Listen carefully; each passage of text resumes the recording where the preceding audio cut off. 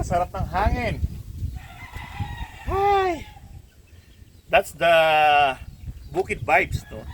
Ito aking alaga ay matutulis na ang tahid. No? Ngayon, total, hindi ko naman sila ilalaban ng bata dahil sila yung mga late maturing sa lahi nila. Hindi mo nakikitaan ng galing kapag sila yung bata pa. So, yun ang experience namin sa mga to. Mga anak to ni Malagandang, late maturing sila. Kahit sa sparring, ang tanda-tanda na, ayaw pa mag-away. Magkapatid. Pag dikitin mo, nagdidikit lang. So, therefore, puputulan ko na ng tahid kasi ang tutulis eh. Baka makasakit pa itong mga to. Total, hindi naman sila kaagad ilalaban. Kapatanda to ng mga 2 years old o 1 and a half. So ano na sila, 8 months old na sila. Pa 9 months na. So okay na silang putulan ng tahid. Pa 9 months old. Pero ganun pa man, wala silang tibak. Yan. Kahit yan ay rough. Kasi nga dahil mababa ang hapunan at lagi namin nililinisan. Kapag merong sugat, pasukan kagad ng goma na ginawa namin parang pang tsinelas sa mga alaga.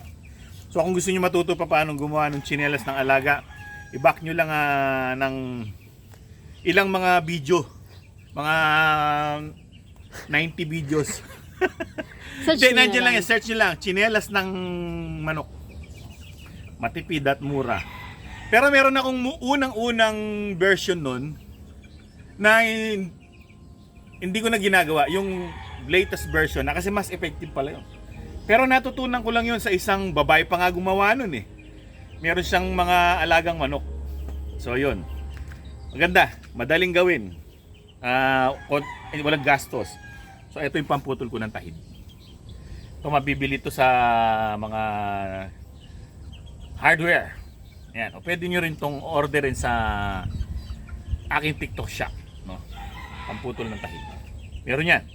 Stanley ang pamagat nun. Kulay gray. Ito iba to. Kasi yung Stanley ko, nakita sa akin. Abay, inarbor ba naman? Hindi ako makatanggi. Bumili ako ng ano. Ito mas mura to. Same effective. Pero mas gusto ko lang yung Stanley kasi nga dahil sa Stanley, di ba? Well, puputulan ko muna ng tahid ang aking si Tikbalang ay si Otlong. Sobrang tulis ng tahid, mga kaibigan, at nakakatakot. Ganunin mo, ang talim. Ay, oo nga. Okay, sige. Hindi natin papakita sa video kasi Bawal. alam nyo na. Oh, ito na yung pangil ng buhaya. Pangil. Lagyan mo na dito ba? Pagkaputol ng tahid na, lalo yung matutulis. Huwag nyo iwanan dyan sa lupa kasi matalim yan. Baka kayo matapakan nyo eh. Matusok pa kayo. So ayan. So ginagawa namin ganyan. Ayan. Pero meron lang konting, pero hindi dumudugo. Meron lang konting parang reddish. Ginagawa namin, pinupukpok muna namin ng bato yung tahid. Ayon sa mga matatandang gawa, no? So ginagawa ko na lang kasi yan ang nangyayari, hindi dumudugo ng madugo. Pero may dumudugo din, pero hindi madugo. So ayan, first time niya maputol ang tahid. So pasensya ka na, kailangan yun. Baka madulas ka eh. Matamaan mo yung sarili mo. Kasi Tikbalang naman, no? Tapos na si Otlong. Magkamukha lang sila halos pag makita nyo. Ang palatandaan lang sa kanila, meron siyang paikot na buntot dito. Pero tinanggal ko na kasi sa gabal, yung pangit tignan eh. So hindi ko pa sila pinupungusan, no? Pero balak ko nang tanggalin tong nakalawlaw. Pero hindi muna ngayon. Dahil sa mainit ang panahon. Yan, nakaharang na yun sa mata niya, oh. Hindi na siya halos makakita. To, kailangan itong matanggal. Pag natanggal to, tignan nyo naman. Kagwapo. Ayan. Sakit nga lang. Well, tatali ko na. Para siya maginhawahan na, no? Saan ko ba tinali dati? Pinagsasalit ko yung tali para hindi nagkakaroon ng ano dito. Yung uka sa isang paa. Yan. Minsan sa kanan, minsan sa kaliwa. Kasi pag lagi nandito, yung dito parang nabubugbog, lumalambot. nagkakaroon ng parang pauka. At tulad kay Bradley kasi mataba yung paa niya, nagkakaroon ng gano'n. Pero to, pinagsasalit-salit ko lang. Magaan ka na ngayon dyan. Nabawasan ka ng tahid. O, di ba? Di pa yung magpuporma-porma maya-maya pang konti. Nakamuo na. Pag nakamove on na siya sa... Siyempre, ikaw ba na magbawasan yung ano mo, tahid mo. Pero sa tayo, wala nang tayong tahid eh. Ito kailangan hinuhuli pa to. Ayun yung kapatid niya, mabait ayun, no? Yung pinutulan natin ng tahid. Ito, mailap. Yun, nandito yung palong niya. Ito naman dito. Pero mas pogi ito. Yun nga lang, mailap. Kung ba? Ayaw niyang hindi maging mailap. Tanggalin ko lang. Kung ililipat natin sila ng pwesto. Pagpapalit, Wag na. lalong maano, Mabubula ako. mabubulahaw siya doon pag may dumadaan. May stress siya. Madali itong may stress, pero ang ganda ng katawan nito. Ganun din yun. Pero yung matakaw, ito hindi siya ganong matakaw, pero ang ganda ng katawan. Patingin. Siguro dahil sa yun talaga yung metabolism niya, parang tao din, di ba?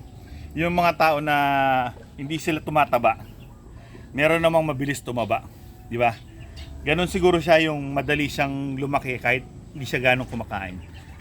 Nagtitira to ng pagkain lalo na paghapon. Ginagawa ko, binabawasan ko na yung pagkain niya. O kaya pag may natira, binibigay ko doon. Yan, walang hindi yan, kahit busog na yan eh. Kakain yan. Ayan, yan si Tikbalang. Mas pogi to. Hindi siya marunong hawakan, tingin nun siya. Oh. Para siyang, pag hinahawakan mo, gumaganon. Hindi ka tulad nun. Proud pag hinahawakan mo. Ito kasi hindi nahahawakan eh. Mailap eh. So, let's putol-putol your tahid eh. Tahid nyo. Hindi pa kailangan putulan yan. So, ayan na. Putol na.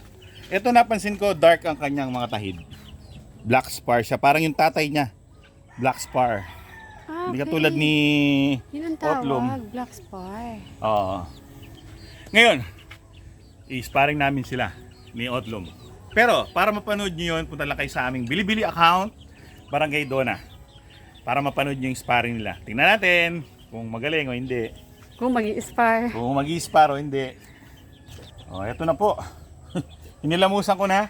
So, sana nakita nyo yung video anong sparring nila. Kita nyo naman sa una, ayaw nyo lang mag-away. Pinagdidikit na nga sila. Pero yun, nag-away din. Lumaban din, naglabanan din. Same fighting style sila. So, late maturing talaga. Hindi sila ganun kagaling. Actually, wala pa sila talagang alam. Not bad. Not bad. Pwede na. Kahit pa paano nakita natin na lumalaban naman. Mahirap yung hindi pa talaga lumalaban. Ayan na eto si Tikbalang. Yung mailap. Black spar. So nilinis ko na yung kanyang mga paa. Kanina medyo marunong. Katulad niya lagi malinis pa nun eh. Arte yun. Tatali ko muna siya. Nilagay ko muna si doon. Sige, putahan mo. Kita mo yung long cord.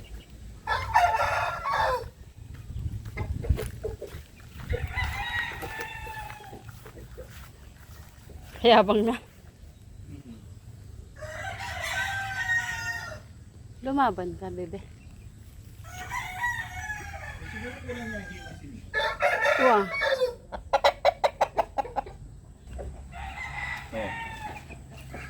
Biglang naging siga tignan mo pati si Bradley hinahamon na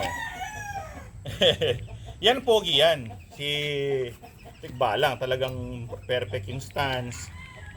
Malitang ulo, maganda yung balahibo. Mas pogi siya. Mas malitang ulo niya kaysa kay Otlum. Wala siyang puti. Wala siyang puti sa pakpak. Meron siyang konting bahid ng puti sa may buntot, pero wala siyang puti sa pakpak. Si Otlum meron siyang 3 puti sa pakpak sa right side. O di ba? Well, yan ang aming umaga na pagputol ng tahid at pag-ispar sa kanila at natinignan kung sila ba'y pwede nang mag-away at nag-away naman. At hindi ko pa binawasan yung mga palong nila. Pag ano na lang, pag malamig na lang yung panahon, kapag total December na rin naman ngayon, pag lumamig na yung panahon, para hindi ganong madugo. Ang sabi ng mga matatanda kasi, maganda raw magpungos kapag hindi mainit ang panahon, kapag malamig ang panahon.